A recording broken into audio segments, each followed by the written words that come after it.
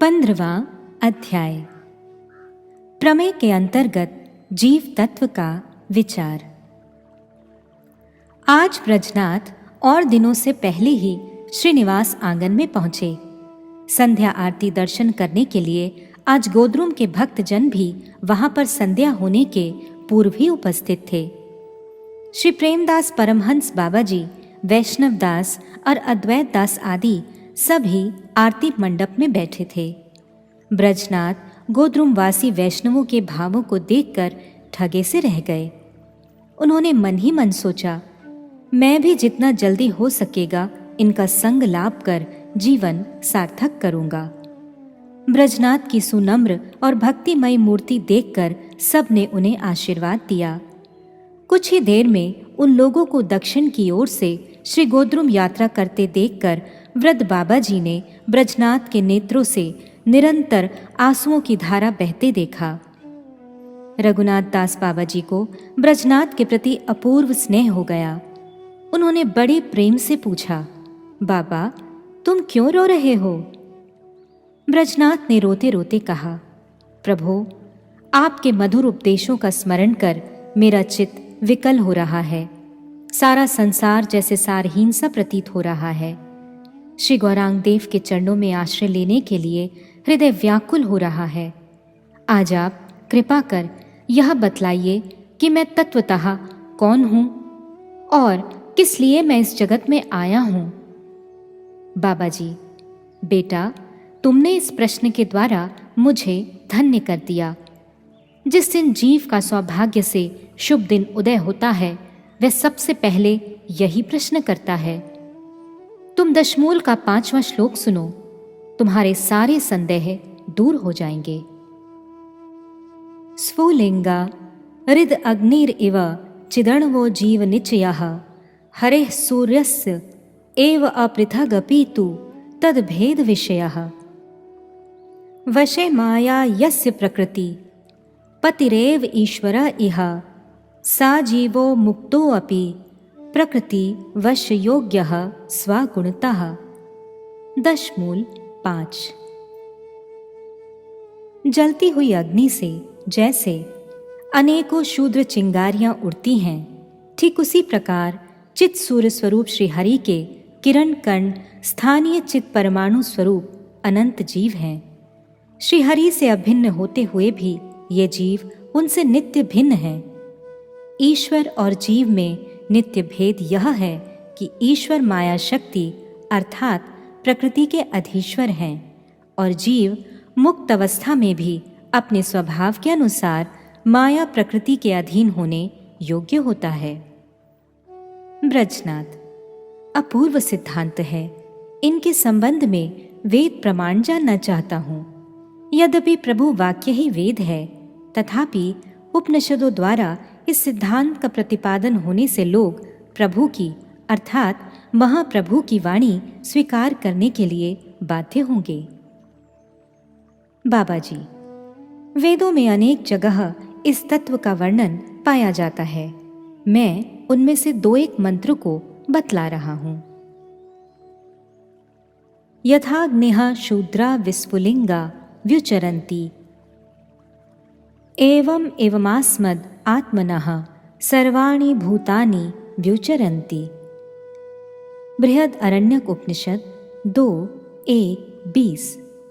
अर्थात जैसे अग्नि से अनेकों शूद्र चिंगारियां उड़ती हैं, उसी प्रकार समस्त आत्माओं के भी आत्मा स्वरूप श्री कृष्ण से समस्त जीव उत्पन्न हुए हैं।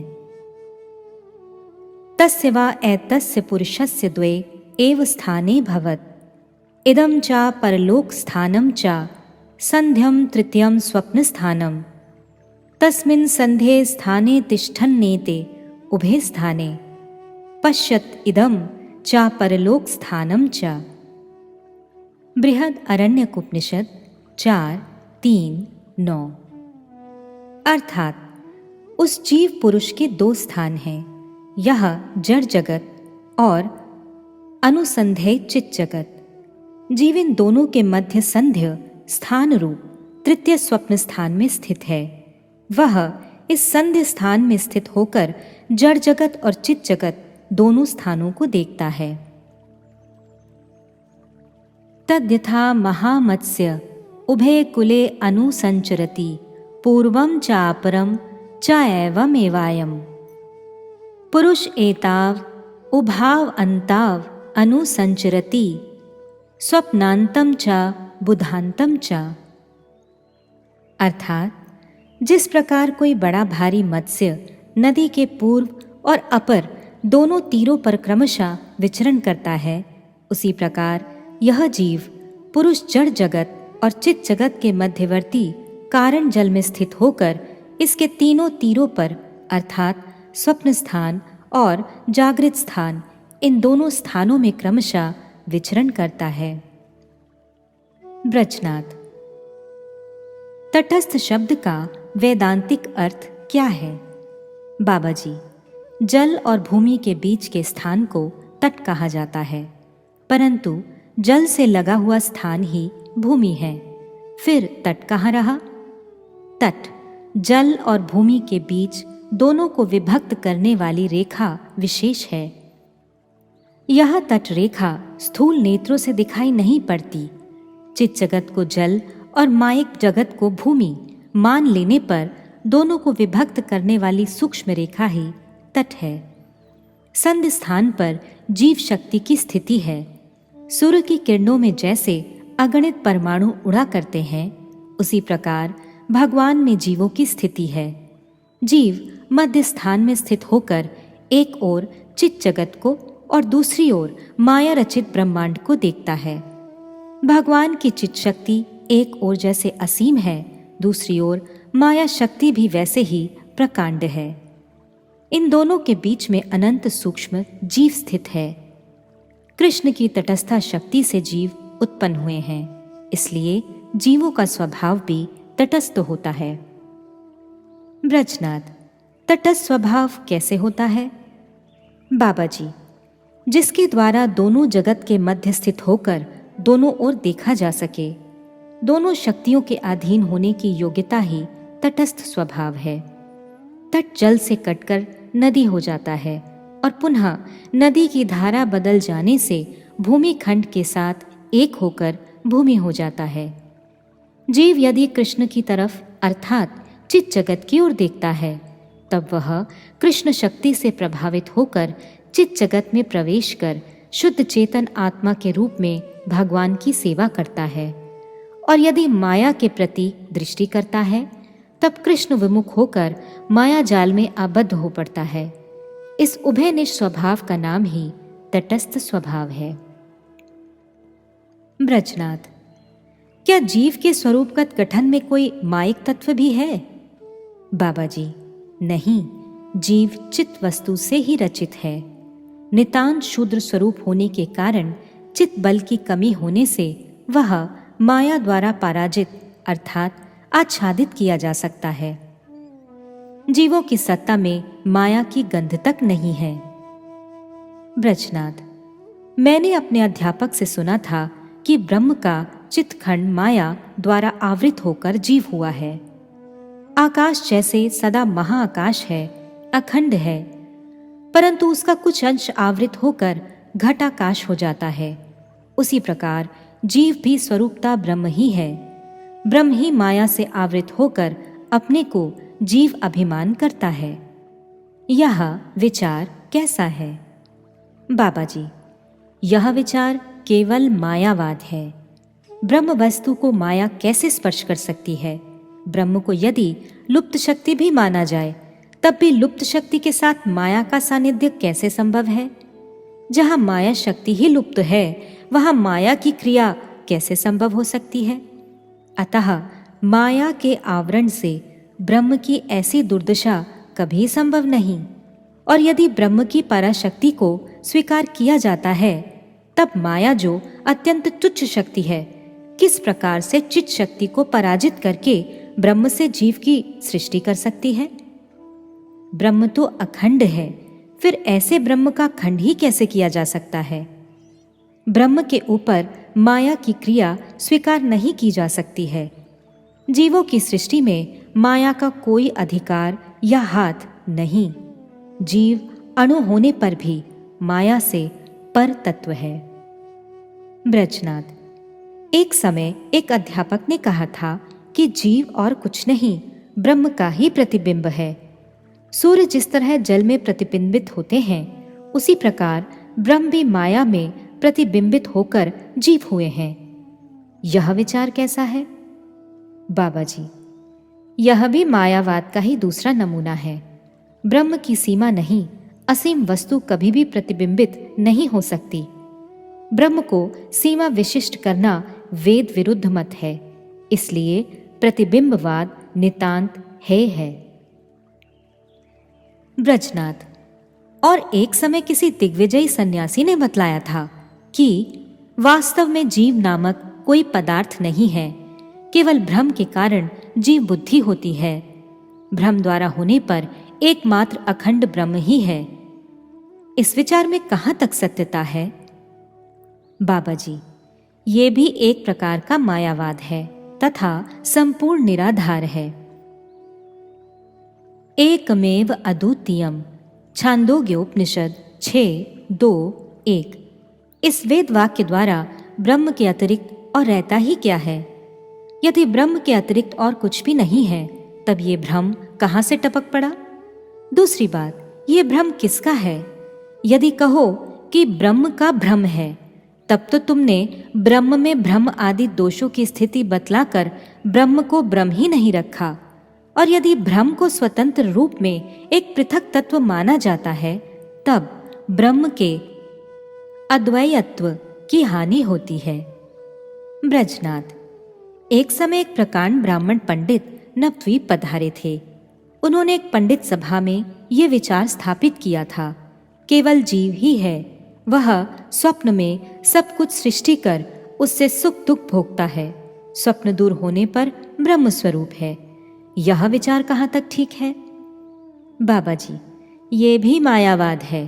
ब्रह्म अवस्था से जीव अवस्था और स्वप्न, ये सब कैसे संभव हो सकता है?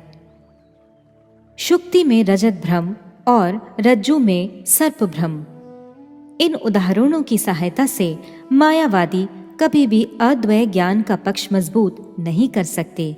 ये सब तर्क जीवों को मोहित करने के लिए जाल स्वरूप है। ब्रजनाथ, जीवों के स्वरूप में माया का कार्य नहीं है, इसे स्वीकार करना ही पड़ेगा, तथा जीवों के स्वभाव पर माया का प्रभाव पड़ सकता है, इसे भी मैं पूरी तरह से समझ गया। अब मैं यह जानना चाहता हूं कि क्या चित शक्ति ने जीव को तटस्थ स्वभाव देकर निर्माण किया है? बाबा जी, नहीं, चित शक्ति कृष्ण की परिपूर्ण शक्ति है। वे जो कुछ उत्पन्न करती हैं, वह सब कुछ नित्य सिद्ध वस्तुएं होती हैं। जीव नित्य सिद्ध नहीं है, वह साधन के द्वारा साधन सिद्ध होकर नित्य सिद्ध के समान आनंद भोग करता है। श्रीमती जी की चारों प्रकार की सखियां नित्य सिद्ध हैं तथा चित शक्ति श्रीमती राधिका की कायव्यो है। समस्त जीव श्री कृष्ण की जीव शक्ति से प्रकाशित हुए हैं। जैसे चित शक्ति कृष्ण की पूर्ण शक्ति है, उसी प्रकार जीव शक्ति कृष्ण की अपूर्ण शक्ति है। पूर्ण शक्ति से जिस तरह समस्त पूर्ण तत्व रूपांतरित हैं, अपूर्ण शक्ति से भी उसी प्रकार अणु चैतन्य स्वरूप अनंत जीव समूह रूपांतरित हैं। श्री कृष्ण अपनी एक एक शक्ति में अधिष्ठित होकर उसके अनुरूप अपना स्वरूप प्रकाश करते हैं। चित स्वरूप में अधिष्ठित होकर वे कृष्ण और परम व्योमनाथ नारायण स्वरूप प्रकाश करते हैं। जीव शक्ति में अधिष्ठित होकर व्रज की अपनी विलास मूर्ति रूप बलदेव स्वरूप का प्रकाश करते हैं और माया शक्ति में अधिष्ठित होकर कारणोदक्षाई, क्षीरोदक्षाई और गर्भोदक्षाई, इन तीन विष्णु स्वरूपों का प्रकाश करते हैं। व्रज में अपने कृष्ण स्वरूप से संपूर्ण चित व्यापार को प्रकट करते हैं। बलदेव स्वरूप में शेष तत्व होकर शेषी तत्व स्वरूप कृष्ण की 8 प्रकार से सेवा करने के लिए नित्य मुक्त पार्षद जीवों को प्रकट करते हैं। पुनः पर व्योम में शेष रूप संकर्षण होकर शेषी रूप में नारायण की 8 प्रकार की सेवाओं के लिए नित्य पार्षद स्वरूप 8 प्रकार के सेवक प्रकट करते हैं। संकर्षण के अवतार रूप महाविष्णु जीव शक्ति में अधिष्ठित होकर परमात्मा स्वरूप में जगतगत जीवात्माओं को प्रकट करते हैं। ये सब जीव माया प्रवण होते हैं। जब तक ये भगवान की कृपा से चित शक्तिगत आह्लादनी शक्ति का आश्रय नहीं पा लेते, तब तक उनकी माया द्वारा पराजित होने की संभावना बनी रहती है। मायाबद्ध अनंत जीव माया द्वारा पराजित होकर माया के त्रिगुणों के अधीन हैं। अतएव सिद्धांत यह है कि जीव शक्ति ही जीव को प्रकट करती है, चित शक्ति नहीं। ब्रजनाथ, आपने पहले बतलाया है कि चित जगत नित्य है, साथ ही जीव भी नित्य है।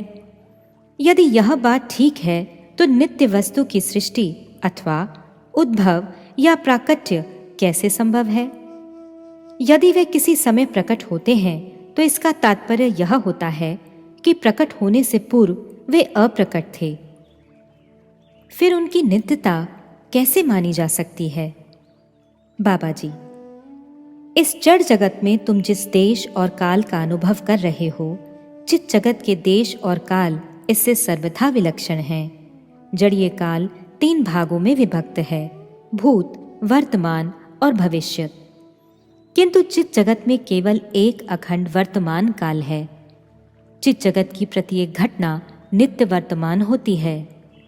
हम जड़ जगत में जो कुछ भी करते हैं या वर्णन करते हैं, वह सब कुछ जड़ देश और जड़ काल के अधीन होता है।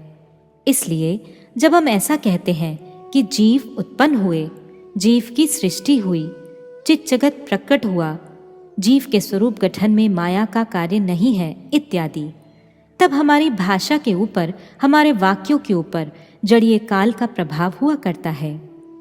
हमारी बद्ध अवस्था में ऐसा होना अनिवार्य है। इसलिए अनुचित जीवों एवं समस्त चित वस्तुओं के वर्णन में मायिक काल का प्रभाव दूर नहीं किया जा सकता। उसमें भूत, वर्तमान और भविष्यत काल का भाव आ ही जाता है। अतः चित जगत के वर्णनों का तात्पर्य अनुभव करने के समय शुद्ध विचार परायण व्यक्ति नित्य वर्तमान काल का प्रयोग अनुभव कर लिया करते हैं। बाबा, इस विषय में जरा सावधान रहना। वाक्यों की अनिवार्य हेता का परित्याग कर चित अनुभव ही करना। जीव नित्य कृष्णदास है, कृष्णदास ही उसका नित्य स्वरूप है। जीव अपने इसी नित्य स्वरूप को भूलकर माया के द्वारा बंधा हुआ है, ऐसा समस्त वैष्णवजन कहते हैं। परंतु सभी जानते हैं कि जीव नित्य वस्तु होकर भी 2 प्रकार के होते हैं, एक नित्य मुक्त और दूसरा नित्यबद्ध। इस विषय में मानव बुद्धि प्रमाद के वशीभूत होने के कारण ही ऐसा कहा जाता है। परंतु धीर व्यक्ति चित्त समाधि के द्वारा अप्राकृत सत्य का अनुभव करते हैं। हमारी वाणी मायिक दोषों से युक्त होती है, इसलिए हम जो कुछ भी बोलेंगे उसमें मायिक दोष रहेगा ही। किंतु बेटा, तुम इस विषय में सर्वदा निर्मल सत्य अनुभव करने का प्रयत्न करना। इस विषय में तर्क तनिक भी सहायता नहीं करता। अचिंत्य भावों के संबंध में तर्क को नियुक्त करना व्यर्थ है। मैं जानता हूं कि तुम इन भावों को अभी इतना शीघ्र हृदयंगम नहीं कर सकोगे।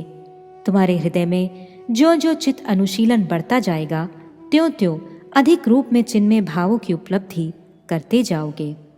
अर्थात चिन्मय भाव समूह तुम्हारे पवित्र अंतःकरण पर स्वतः उदित होने लगेंगे। तुम्हारा शरीर जड़मय है, तुम्हारे शरीर की समस्त क्रियाएं जड़मय हैं, परंतु वास्तव में तुम जड़मय नहीं, अणु चैतन्य पदार्थ हो।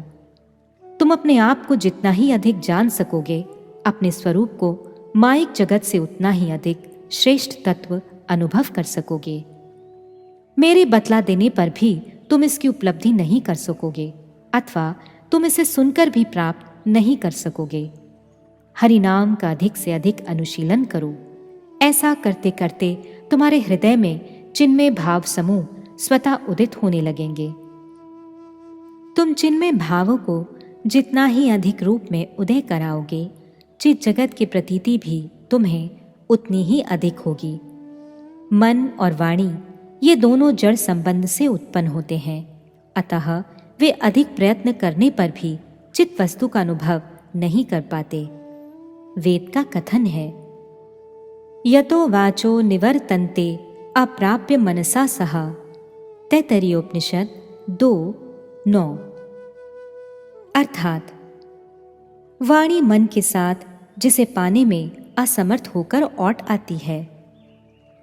मेरा उपदेश यह है कि तुम इस विषय में किसी से सिद्धांत मत पूछना, अपने आप अनुभव करने का प्रयत्न करना। मैंने इसका आभास मात्र दिया है। ब्रजनाथ, आपने बतलाया है कि जीव ज्वलंत अग्नि की चिंगारी स्वरूप अथवा चित सूर्य की किरणगत परमाणु स्थानीय तत्व है, तो इसमें जीव शक्ति का क्या कार्य है?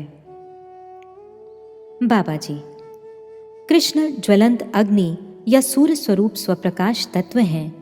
कृष्ण रूप ज्वलंत अग्नि की जितनी दूर तक अपनी सीमा होती है, उसके बीच का सब कुछ संपूर्ण चित व्यापार होता है। उसके बहिर्मंडल में उसकी किरणें फैली हुई होती हैं। किरण स्वरूप शक्ति का अणु कार्य है। उस अणु कार्य में किरण समूह चित सूर्य के परमाणु हैं। जीव वही परमाणु स्थानीय तत्व है। स्वरूप शक्ति मंडलवर्ती जगत की प्रकटयत्री है।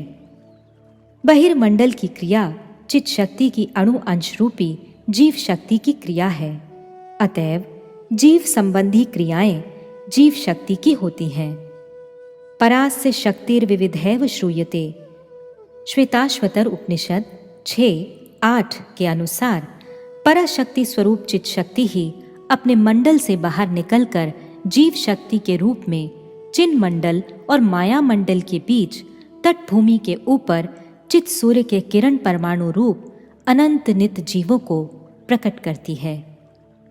ब्रजनाथ, ज्वलंत अग्नि या सूर्य और स्फुलिंग या परमाणु ये सब जड़ पदार्थ हैं। चित तत्व के विषय में इन जड़ पदार्थों की तुलना का प्रयोग क्यों किया गया है? बाबा जी, मैंने पहले ही कहा है कि जड़ वाक्यों द्वारा चित तत्व के संबंध में जो कुछ भी कहा जाता है उसमें जड़ मल अवश्य ही स्पर्श करेगा, परंतु दूसरा उपाय ही क्या है? बाध्य होकर ऐसा उदाहरण देना पड़ता है। इसलिए तत्ववेत्ता पुरुष चित वस्तु की अग्नि या सूर्य से तुलना कर इस विषय को समझाने की चेष्टा करते हैं। वास्तव में कृष्ण सूर्य से बहुत ही श्रेष्ठ वस्तु हैं। कृष्ण का चिन्ह मंडल भी सूर्य के तेजो मंडल से अत्यंत श्रेष्ठ है एवं कृष्ण की किरण अर्थात जीव शक्ति तथा किरणगत परमाणु सूर्य की किरणों और किरणगत परमाणुओं से अतिशय श्रेष्ठ है। किंतु ऐसा होने पर भी अनेक विषयों में सादृश्य लक्ष्य करके ही इन उदाहरणों का प्रयोग किया गया है। उदाहरण केवल प्रादेशिक गुणों को ही व्यक्त करते हैं, सार्वदेशिक गुणों को नहीं। सूर्य का स्वप्रकाश सौंदर्य गुण तथा उनकी किरणों का पर प्रकाश गुण, ये दोनों गुण चित तत्व के स्वप्रकाशत्व और पर प्रकाशत्व गुणों को लक्ष्य करते हैं। किंतु सूर्य के दाहकत्व और जड़त्व आदि गुण चित वस्तु में उदाहरण के स्थल नहीं हैं। यह दूध जल जैसा है, ऐसा कहने से जल का तारल्य गुण ही ग्रहण करने योग्य है, नहीं तो उस दूध में जल के सारे गुण पाए जाने से वह दूध न होकर जल नहीं हो पड़ेगा। अतएव उदाहरण किसी वस्तु के प्रादेशिक भावों को ही व्यक्त करते हैं, सार्वदेशीय भावों की तुलना के क्षेत्र नहीं होते। ब्रजनाथ, चित सूर्य की चिन्मय किरणें और उनमें स्थित चित परमाणु समूह चित सूर्य से अभिन्न होकर भी नित्य भिन्न हैं। ये दोनों बातें एक ही साथ कैसे सत्य हो सकती हैं? बाबा जी, जड़ जगत में किसी वस्तु से दूसरी वस्तु उत्पन्न होने पर उत्पन्न हुई वस्तु उस मूल वस्तु से या तो बिल्कुल ही भिन्न हो जाती है या उससे मिली हुई अभिन्न होती है। यह जड़ धर्म का स्वभाव है। पक्षी के अंडा देने पर अंडा पक्षी से अलग हो पड़ता है। मनुष्य के नख और केश जितने दिन तक काटे नहीं जाए तब तक मनुष्य शरीर से पैदा होकर भी शरीर के साथ मिले हुए होते हैं, परंतु चित वस्तु का धर्म कुछ विलक्षण होता है। चित सूर्य से जो कुछ निकला है वह सब कुछ युगपत भेदाभेद व्यापार है।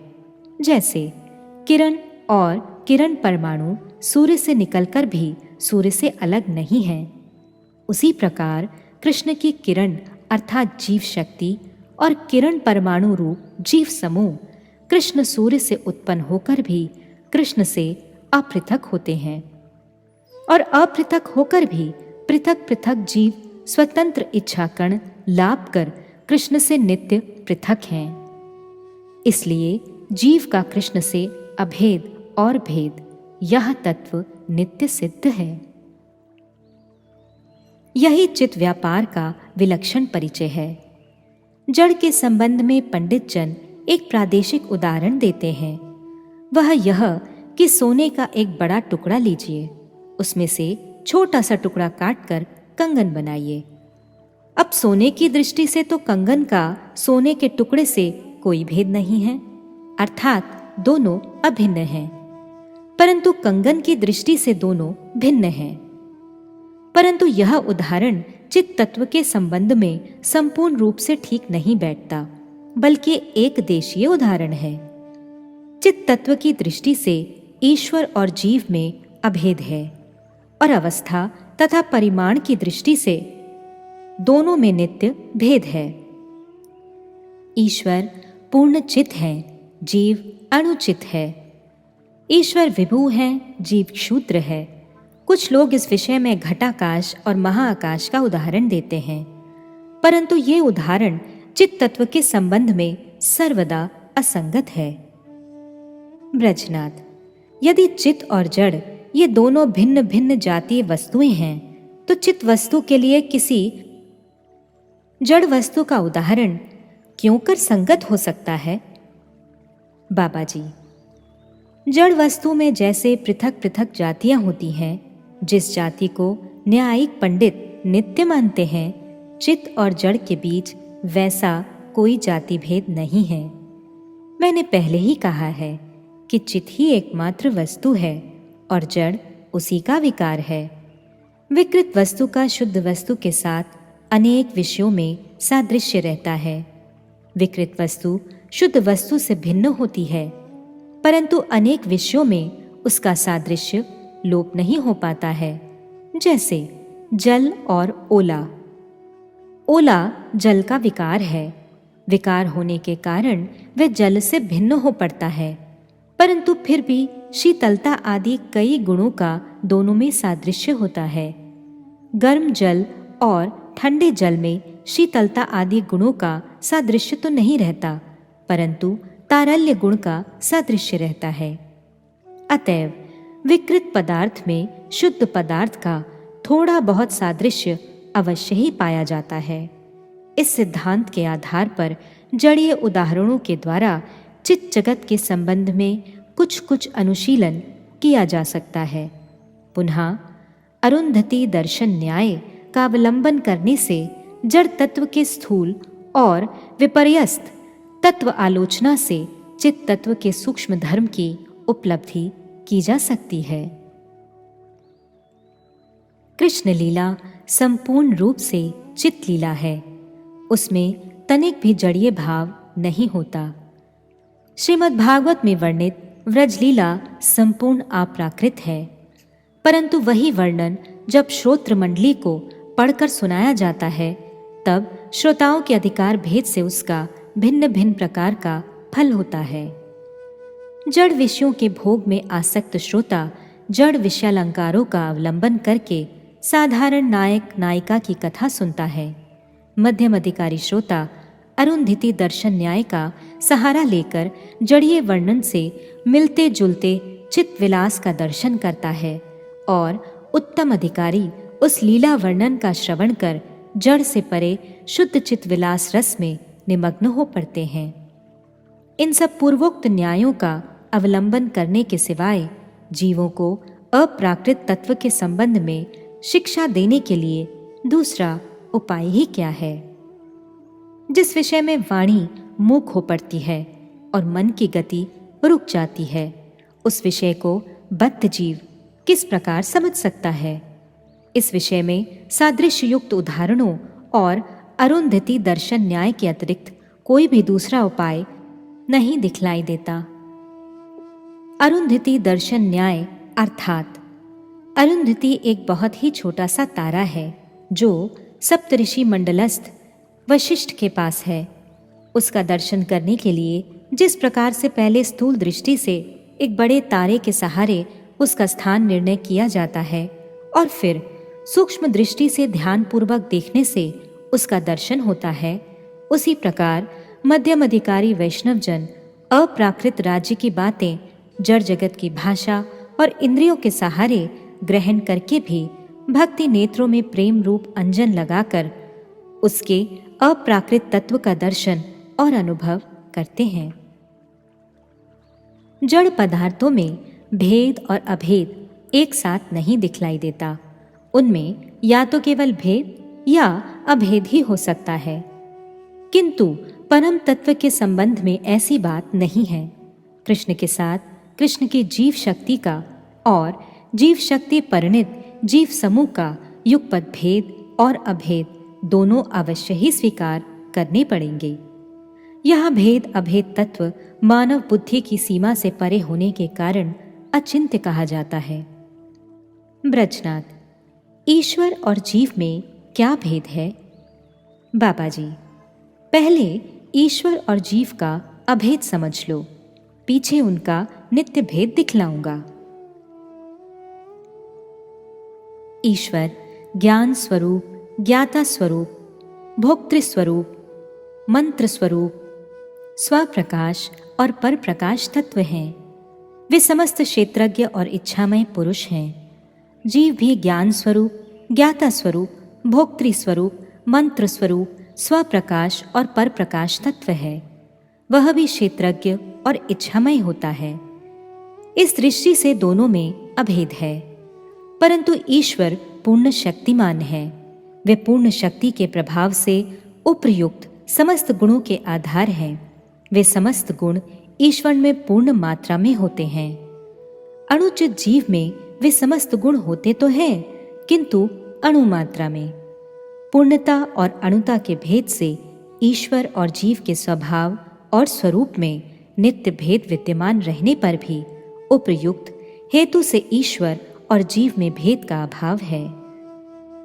आत्मशक्ति की पूर्णता के कारण ईश्वर स्वरूप शक्ति, जीव शक्ति और माया शक्ति के अधीश्वर हैं। शक्ति उनकी दासी है, वे शक्ति के प्रभु हैं। उनकी इच्छा से शक्ति क्रियावती है, यही ईश्वर का स्वरूप है। जीव में ईश्वर के गुण बिंदु रूप में होने पर भी जीव शक्ति के वश में होता है। दशमूल में माया शब्द का तात्पर्य केवल जड़ माया से ही नहीं है, अपितु स्वरूप शक्ति से भी है। मीयते अनया इति माया, अर्थात इससे मापा तौला जा सकता है, इसलिए इसे माया कहते हैं। इस व्युत्पत्ति के अनुसार माया उस शक्ति को कहते हैं जो चित, अचित और जीव इन तीनों जगतों में कृष्ण का परिचय प्रकाश करती है। अतएव माया शब्द से यहाँ केवल जड़ शक्ति का ही नहीं, अपितु स्वरूप शक्ति का भी बोध होता है। कृष्ण माया के अधीश्वर है और जीव माया के अधीन होता है। अतः श्वेताश्वतर उपनिषद में कहते हैं, अस्मान मायि सृजते विश्वम एतत् तस्मिंश्चान्यो मायया सन्निरुद्धः। मायां तु प्रकृतिं विद्यान् मायिनं तु महेश्वरम्। तस्यावयवभूतैस्तु व्याप्तं सर्वं इदं जगत्। श्वेताश्वतर उपनिषद 4:9-10। अर्थात माया के अधीश्वर परमेश्वर ने जिससे संपूर्ण जगत को रचा है, उसी के द्वारा जीव समूह भी प्रपंच में भली भांति बंधा हुआ है। माया को ही प्रकृति समझना चाहिए एवं माई अर्थात मायाधीश को महेश्वर समझना चाहिए। उसी महेश्वर के अंगों से यह संपूर्ण जगत व्याप्त हो रहा है। उपरोक्त मंत्र में माई शब्द से मायाधीश कृष्ण को और प्रकृति से संपूर्ण शक्ति को लक्ष्य किया गया है। ये महान गुण और स्वभाव ईश्वर का विशेष धर्म है जो जीवात्मा में नहीं होता। जीव मुक्त होने पर भी इस महान गुण को प्राप्त नहीं कर सकता है। जगत व्यापार वर्जम अर्थात जगत व्यापार वर्जम प्रकरणा सन्निहित तत्वात् ब्रह्मसूत्र 4:4-17 निखिल चित और अचित जगत की सृष्टि स्थिति और उसका नियमन रूप जगत व्यापार केवल मात्र ब्रह्म का ही कार्य है, दूसरे का नहीं। इस जगत व्यापार कार्य को छोड़कर दूसरे समस्त कार्य मुक्त जीवों के लिए संभव हैं। यतो व इमानि भूतानि जायन्ते तैत्तरीयोपनिषद 3:1 जिससे समस्त भूत समुदाय उत्पन्न होता है, जीवित रहता है तथा प्रलय काल में जिसमें प्रवेश कर जाता है और विलीन होता है आदि वाक्य समूह ब्रह्म के संबंध में ही कहे गए हैं। यहाँ तक कि ये सब वचन अनेक तोड़ मरोड़ कर भी जीव के संबंध में लागू नहीं किए जा सकते हैं, क्योंकि यहाँ पर मुक्त जीव का कोई प्रसंग ही नहीं है। शास्त्रों में केवल मात्र भगवान को ही सृष्टि स्थिति और प्रलय का कर्ता बतलाया गया है, मुक्त जीव को नहीं। यदि जीव को भी इन कार्यों का कर्ता माना जाता है तो बहु ईश्वरवाद का दोष उपस्थित हो जाता है। अतः जगत व्यापार में मुक्त जीव का अधिकार नहीं है, यही सिद्धांत संगत है। ब्रह्मसूत्र के सिद्धांत वचन द्वारा जीव का ईश्वर से नित्य भेद स्थापन किया गया है। इस विचार का समर्थन सारी विद्वान मंडली करती है। यह नित्य भेद काल्पनिक नहीं, नित्य सिद्ध है। यह भेद जीव के किसी भी अवस्था में लोप नहीं होता। अतएव जीव कृष्ण का नित्य दास है। इस वाक्य को महावाक्य समझना। ब्रजनाथ, ईश्वर से जीव का यदि नित्य भेद ही सिद्ध हुआ तो अभेद कब माना जाएगा? तो क्या निर्वाण नामक एक अवस्था है, इसे स्वीकार करना होगा? बाबा जी, बिल्कुल नहीं। किसी भी अवस्था में कृष्ण के साथ जीव का अभेद नहीं है। प्रश्नार्थ, फिर आपने अचिंत भेदाभेद क्यों कहा है?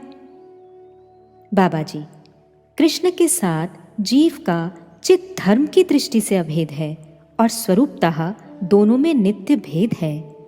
नित्य भेद होने पर भी भेद प्रतीति ही नित्य है। अभेद स्वरूप की सिद्धि होने पर भी उसका अवस्थागत कोई परिचय नहीं है। अवस्थागत परिचय की जगह नित्य भेद प्रकाश ही प्रबल होता है। अर्थात जहाँ नित्य अभेद और नित्य भेद दोनों होते हैं, वहाँ भेद प्रतीति ही प्रबल होती है।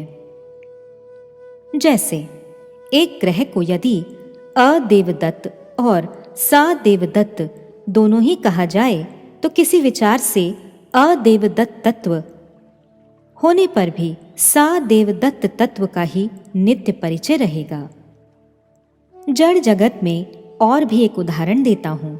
आकाश एक जड़ द्रव्य है। यदि उस आकाश का भी कुछ आधार हो तो उस आधार के रहने पर भी जैसे केवल आकाश का ही परिचय मिलता है, उसी प्रकार अभेद सत्ता में जिस नित्य भेद का परिचय पाया जाता है, वही उस वस्तु का एकमात्र परिचय है। ब्रजनाथ, ऐसा होने पर जीव का नित्य स्वभाव और भी स्पष्ट करके बतलाने की कृपा करें। बाबा जी, जीव अणु चैतन्य ज्ञान गुण से युक्त अहम शब्दवाच्य भोक्ता मनता और बोधा है। जीव का एक नित्य स्वरूप है। वह नित्य स्वरूप अत्यंत सूक्ष्म होता है।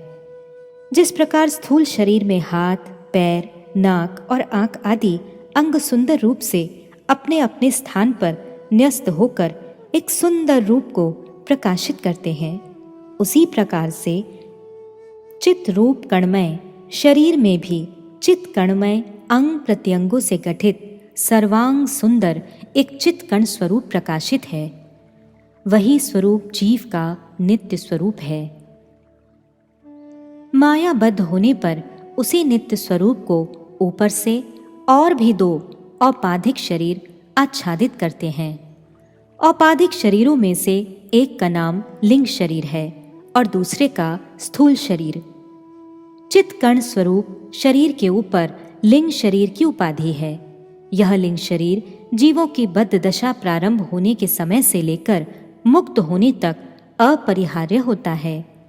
जन्म जन्मांतर के समय स्थूल शरीर का परिवर्तन होता है, परंतु लिंग शरीर का परिवर्तन नहीं होता। लिंग शरीर एक स्थूल शरीर को छोड़ते समय उस शरीर की समस्त कर्म वासनाओं को साथ लेकर दूसरे शरीर में प्रवेश करता है। वैदिक पंचाग्नि विद्या के द्वारा जीव देहांतर और अवस्थांतर सिद्ध होता है। छांदोग्य उपनिषद और ब्रह्मसूत्र में चिताग्नि, वृष्टाग्नि, भोजाग्नि, रेतो हवन अग्नि आदि पंचाग्नि की प्रणाली का वर्णन किया गया है। पिछले जन्मों के संस्कारों के अनुसार नए शरीर को प्राप्त हुए जीव का स्वभाव बनता है और उस स्वभाव के अनुसार वर्ण प्राप्त करता है। वर्णाश्रम में प्रवेश कर पुनः कर्म करने लगता है और मृत्यु होने पर पुनः वैसी ही गति को प्राप्त होता है।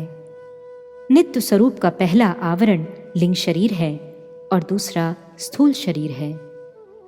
ब्रजनाथ, नित्य शरीर और लिंग शरीर में क्या अंतर होता है? बाबा जी, नित्य शरीर चित्कणमय, निर्दोष और अहम पदार्थ का यथार्थ वाच्य वस्तु है। लिंग शरीर जड़ संबंध से पैदा होता है, जो मन, बुद्धि और अहंकार इन तीन विकारों से गठित होता है। ब्रजनाथ, मन, बुद्धि और अहंकार ये क्या प्राकृत वस्तु हैं? यदि ये प्राकृत हैं तो इनमें ज्ञान और क्रिया कैसे सिद्ध है? बाबा जी, भूमिरापो अनलो वायु खम मनो बुद्धिरेव च अहंकार इतीयम में भिन्ना प्रकृतिर अष्टधा। अर्थात पृथ्वी, जल, अग्नि, वायु, आकाश, यह 5 स्थूल जड़ और मन, बुद्धि, अहंकार ये 3 सूक्ष्म जड़ सब मिलाकर 8 प्रकार की यह मेरी अपरा या माया प्रकृति है। अपरेयम इतस्त्वन्याम प्रकृतिम विद्धिम मे पराम जीवभूताम महाबाहो ययेदम धार्येत जगत। अर्थात इसके अतिरिक्त मेरी एक तटस्था प्रकृति भी है, जिसे परा प्रकृति भी कहा जा सकता है। वह प्रकृति चैतन्य रूपा और जीव रूपा है। उसी से समस्त जीव प्रकाशित होकर जड़ जगत को चैतन्य में किए हुए हैं। मेरी अंतरंगा शक्ति द्वारा प्रकटित चित जगत और बहिरंगा शक्ति से उत्पन्न जड़ जगत, इन दोनों जगतों के लिए उपयोगी होने के कारण जीव शक्ति को तटस्था शक्ति कहा जाता है। एतद योनि निभूतानि सर्वाणि इत्युपधारया अहम कृत्स्नस्य जगतः प्रभवा प्रलयस्तथा। अर्थात चित अचित संपूर्ण जड़ और तटस्थ जगत इन 2 प्रकार की प्रकृतियों से उत्पन्न हुआ है। अतएव भगवत स्वरूप मैं ही चराचर जगत की उत्पत्ति और प्रलय का मूल कारण हूँ। गीता 7, 4, 5 और 6। गीतोपनिषद के इन श्लोकों में चित शक्तिमान भगवान की 2 प्रकार की प्रकृति का वर्णन किया गया है। एक का नाम परा प्रकृति और दूसरी का नाम अपरा प्रकृति है। परा प्रकृति को जीव शक्ति और अपरा शक्ति को जड़ या माया शक्ति भी कहते हैं। जीव शक्ति चित्त कणमय होती है, इसलिए इसका नाम परा अर्थात श्रेष्ठा शक्ति है। माया शक्ति जड़ होती है, इसलिए इसका नाम अपरा अर्थात श्रेष्ठ नहीं है। अपरा शक्ति से जीव बिल्कुल पृथक तत्व है। अपरा शक्ति में 8 स्थूल तत्व होते हैं: पृथ्वी, जल, वायु, अग्नि और आकाश। ये 5 महाभूत एवं मन, बुद्धि और अहंकार। जड़ प्रकृति के अंतर्गत मन, बुद्धि और अहंकार तीनों जड़ द्रव्य विशेष हैं। इनका जो ज्ञानाकार दिखलाई पड़ता है वह ज्ञान चित स्वरूप न होकर जड़ स्वरूप होता है। मन जड़ विषयों से जो सब प्रतिछाया ग्रहण करता है उसके ऊपर वह ज्ञान कांड रूप एक व्यापार स्थापन करता है। यह ज्ञान कांड रूप व्यापार जड़ मूलक होता है, चित मूलक नहीं। इस ज्ञान कांड के ऊपर जो वृत्ति सत असत का विवेचन करती है उसे बुद्धि कहते हैं। यह बुद्धि भी जड़ मूलक होती है। उक्त ज्ञान को अंगीकार कर जिस अहम भाव का प्रादुर्भाव होता है वह भी जड़ मूलक होता है, चित मूलक नहीं। ये तीनों मिलकर जीव के जड़ संबंध मूलक द्वितीय स्वरूप को प्रकाश करते हैं। इसी द्वितीय स्वरूप का नाम लिंग शरीर है। जड़बद्ध जीव के लिंग शरीर की अहंता प्रबल होकर नित्य स्वरूप की अहंता को ढक लेती है। नित्य स्वरूप में चित सूर्य अर्थात कृष्ण के संबंध से जो अहंता उत्पन्न होती है वही नित्य और शुद्ध अहंता होती है। मुक्त अवस्था में वही अहंकार फिर से प्रकट होता है। जब तक नित्य शरीर लिंग शरीर से ढका रहता है तब तक स्थूल और लिंग शरीरगत जड़ अभिमान ही प्रबल होता है। अतः उस समय तक चित संबंध अभिमान लुप्त प्राय होता है। लिंग शरीर सूक्ष्म होता है, इसलिए स्थूल शरीर उसे आच्छादित कर कार्य करता है। स्थूल शरीर द्वारा ढका होने के कारण स्थूल शरीरगत वर्ण अर्थात जाति आदि का अहंकार उत्पन्न होता है। यद्यपि मन, बुद्धि और अहंकार ये तीनों प्राकृत हैं, फिर भी आत्मवृत्ति का विकार होकर वे ज्ञान का अभिमान करते हैं। ब्रजनाथ, मैं समझ गया कि जीव का नित्य स्वरूप चित्त कणमय है और उस स्वरूप में चित्त कणमय अंगों से गठित एक सुंदर शरीर भी है। बद्ध अवस्था में वह चित्त कणमय सुंदर शरीर लिंग शरीर के द्वारा आच्छादित रहता है। जड़ शरीर द्वारा आच्छादित होने से जीव स्वरूप में भी जड़ विकार उत्पन्न होता है। अब मैं यह जानना चाहता हूं कि मुक्त अवस्था में क्या जीव बिल्कुल निर्दोष होता है? बाबा जी, चित्त कण स्वरूप निर्दोष होने पर भी असंपूर्ण होता है, क्योंकि अत्यंत अणुस्वरूप होने के कारण उसमें दुर्बलता होती है। उस अवस्था में केवल मात्र यही दोष दिखलाई पड़ता है कि बलवती माया शक्ति के संसर्ग से जीव का चित्त स्वरूप लुप्त होने योग्य होता है। श्रीमद् भागवत का कथन है, ये अन्ये अरविंदाक्ष विमुक्त मानिनस त्वया असद्भावाद अविशुद्ध बुद्धया आरुह्य कृष्णेन परम पदम ततः पतन्ति अधो अनादृत युष्मद् अंग्रियः। श्रीमद् भागवत 10:2-32 अर्थात, हे कमल नयन, आपके भक्तों के अतिरिक्त ज्ञानी, योगी और तपस्वी आदि जो लोग अपने को झूठ मूठ का मुक्त मानते हैं, वास्तव में उनकी बुद्धि बिल्कुल ही शुद्ध नहीं होती, क्योंकि उनमें भक्ति का अभाव होता है। वे अत्यंत कठोर क्लेश सहकर नाना प्रकार के कष्टपूर्ण साधनों के द्वारा कल्पित परम पद प्राप्त होने पर भी आपके चरण कमलों का अनादर करने के कारण अत्यंत नीचे गिर जाते हैं। अतएव मुक्त जीव जितना भी ऊंचा पद प्राप्त क्यों ना कर ले, उसके गठन की असंपूर्णता सब समय उसके साथ लगी रहेगी। इसी का नाम जीव तत्व है। इसलिए वेदों में कहा गया है कि ईश्वर मायाधीश हैं और जीव अपनी सब दशाओं में माया के अधीन होने योग्य बना रहता है। 15वां अध्याय समाप्त।